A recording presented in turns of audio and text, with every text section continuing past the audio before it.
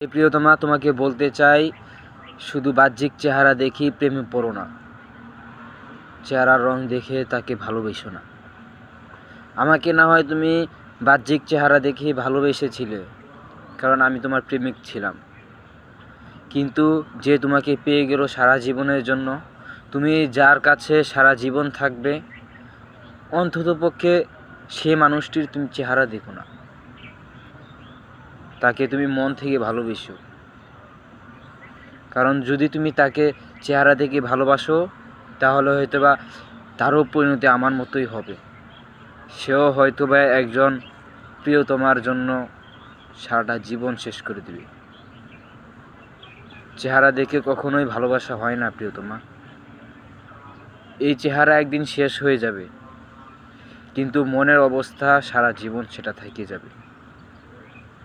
তুমি একবার মনে করো, তোমাকে যখন আমি ভালোবেসেছিলাম, যখন তোমার কাছে আমি প্রথম বার্তাটি পৌঁছিয়ে দিয়েছিলাম, তখন কিংবা তার আগে কখনোই তোমার চেহারা দেখিনি। তোমার মুখ ঢাকা ছিল, আমি শুধু তোমার দুটি চোখ দেখেই ভালোবেসেছিলাম। তোমাকে আমি নিজের করে চেয়েছিলাম, কিন্তু সেই ভালোবাসা তুমি আমার চেহারা দেখে নিলে।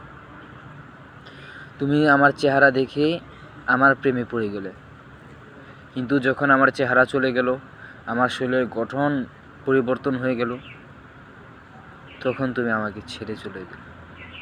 তারপর আস্তে আস্তে যখন তোমার বয়স বাড়লো, অন্য কারো ঘরে চলে গেলে, আমাকে একা রেখে অন্য কারো ঘরে চলে গেলে। থাক সেই কথা, বলতে চাই যে অন্ততপক্ষে সেই মানুষটির চেহারা দেখো না, তার মনটি দেখো, সে কতটা ভালোবাসে সেটি একবার লক্ষ্য করো। তার মন দেখে ভালোবাসো, চেহারা দেখো না।